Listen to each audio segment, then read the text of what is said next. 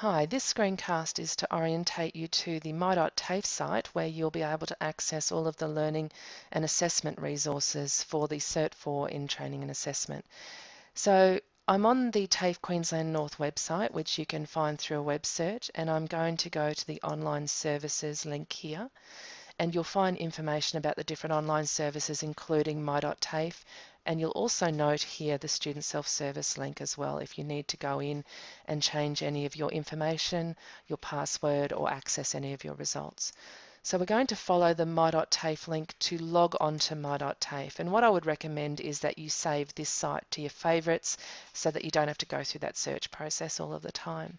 Now you should have received your username and password in the mail from Student Self-Service and reset it. Your username is going to be a student number and your password you would have created yourself. As I'm logging in as a teacher, I have a different login process, but it works the same.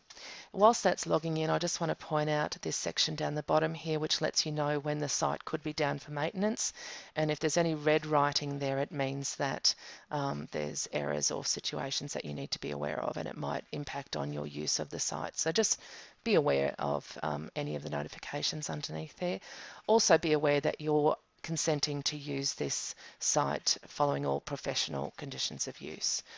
So it does take a little bit to log in at times, but if you have any difficulties, just contact your teachers at any time to see if there's any specific reasons why you can't get in.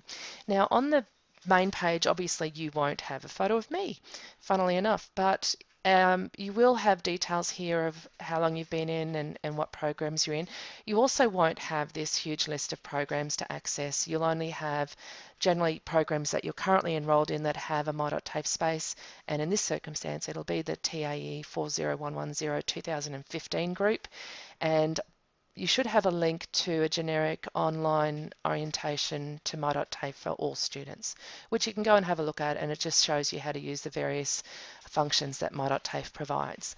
I'm looking myself through the developers group, but you will be looking for the TAE 40110 2015 group. And it will open up in a new page, and it should look very similar to this.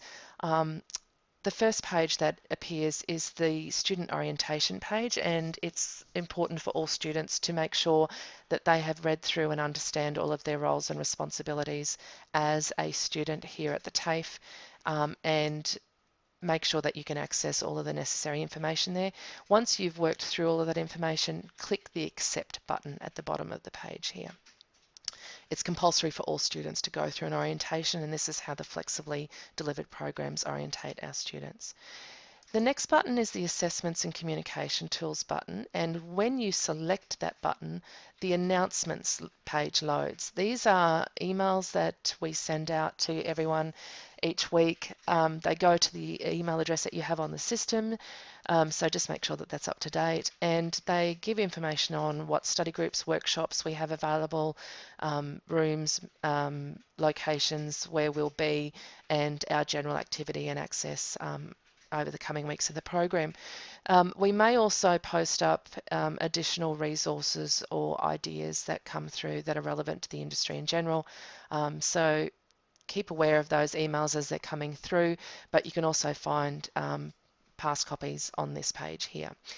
The other buttons that are available here, we don't use them specifically at the moment. I've left them up and available so that you can see the different options for communicating with students in flexibly delivered programs and online learning management systems. So we may have options to use a discussion forum or a chat room, or you might want to have your students use blogs.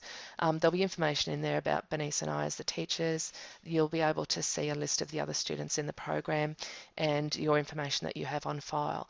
I will just point out this messenger program here. I wouldn't recommend that people use it because it's not particularly synchronous and people may not want to use it, but I just wanted to point out what it is.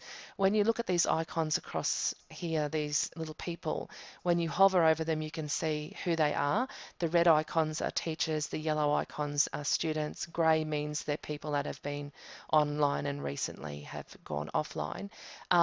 When you select that, if you select or click on one of those icons, a messenger box comes up where you can chat to that person. But like I said, it's not particularly timely and effective. So if you're wanting to speak to people, ask your assessors for their email addresses and contact details, and we'll share those where we have consent to do so. The program overview button is a basic overview of the Cert 4 and training and assessment, pretty much from training.gov.au, where you can link to these resources yourself. It gives an overview of the units of competency, and I've also provided a copy of the qualification guide, which everyone should have received at or prior to enrolment. And basically we're going to be working through this program, so it just gives you that base information. The Program Resources button is where we will upload resources that aren't specific to the content of the program, but to the program in general. So they could be professional development opportunities for trainers and assessors or the industry in general. They could be maps of the campuses and how to access us and rooms, and other documents, like I said, irrelevant to the program in general, not to the actual content, resources and assessments of the program itself. The assessment instructions is an important page to read through, because it does give a lot of information on what you're going to be assessed on, how the program's set up, and how you're going to be assessed. It provides information there on how to submit your assessment, including the opportunity to use YouTube for your practical videos if you wish to. We also just say talk to us if you need more instructions. And all the basic rules of assessment are provided on this page. It also gives you information here on how to access student self-service and your results as time goes along. Plus I've provided a copy of the RPL guide for anyone interested in RPL evidence. The one thing I do want to point out at this point is that the program isn't delivered unit by unit. The program and the various units within it have been clustered, and you work through the process as you would developing training and assessment programs. So we've also broken the assessments down into individual tasks that enable us to give you feedback as you're progressing through. So there's basically two types of assessments in the whole program. There's short answer questions where it's physically that you just answer the questions, and then there's projects that you work through, and we've broken those projects down into the planning process, the practical performance of the project, and then some self-evaluation of the project. So it looks like a lot of assessments, but it's really just main projects broken down into individual tasks. And as I said, as you're working through those assessments, you're working on different units at the same time.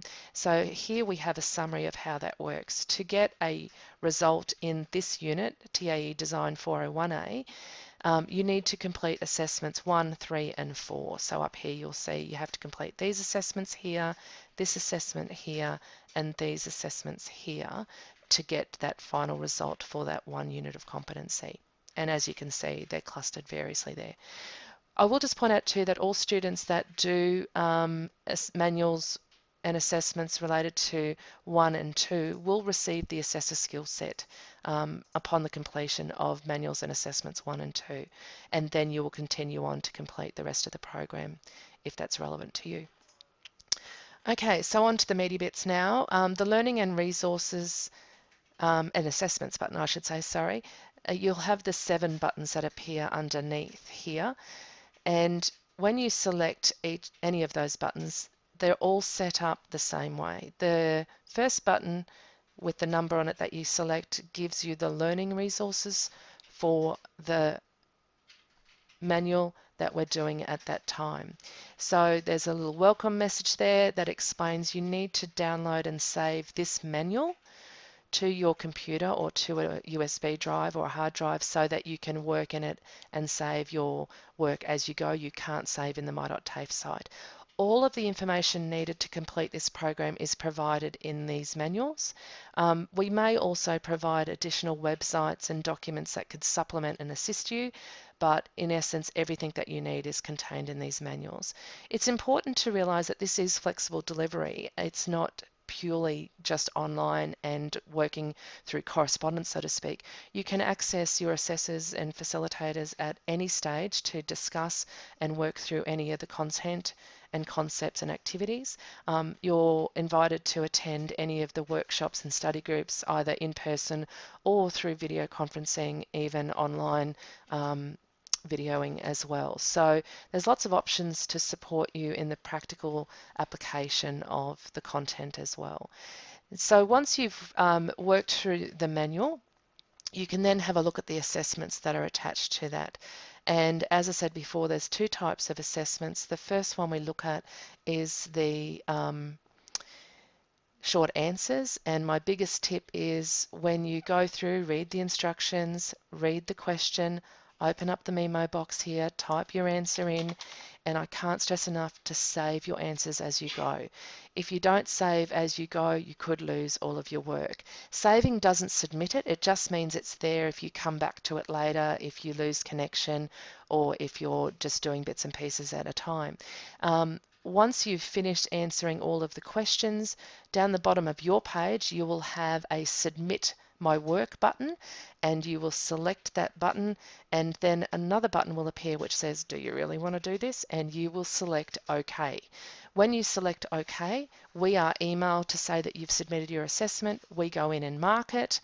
We provide you feedback on your assessment. We understand that whilst, for example, there's 10 questions here, you might answer 9 of them correctly and need to provide some more information on one. That needs to be marked as unsatisfactory to prompt you to go back in and look at the questions that you need to readdress.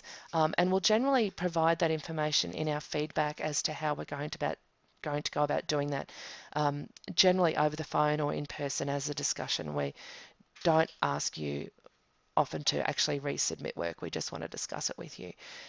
So be aware of the feedback that you get back with your assessment. That will come to you in an email, and then you come back into my.TAFE and have another look at it. The second form of assessment submission is a file upload, where you are given instructions again on what you need to create. It's part of the project planning process. It steps you through what you need to design and develop and what templates you need to use. And then underneath that, you will have a file upload button here, or green arrow actually, where you will upload the documents that you've created and again submit them for marking down here. So all of the assessments follow one of those two functions. They're either short answer questions that you need to upload your answers to, or they're projects where you have to upload the files. Again, I can't stress enough, stay in touch with your assessors and your facilitators and get as much support as you need, either through in-person tutorials, phone calls or emails to assist you through this program. I will just point out there's some generic buttons down the bottom here, student support and technical help, that you can access at any time that suits you, so that you can get generic support in being a TAFE student or technical help in the my.TAFE space. But your first port of call should always be your teacher, your assessor, your facilitator for this program. So on that note, welcome to the TAE40110 Certificate for and Training and Assessment my.TAFE space. I look forward to meeting you and talking to you further as the program goes on.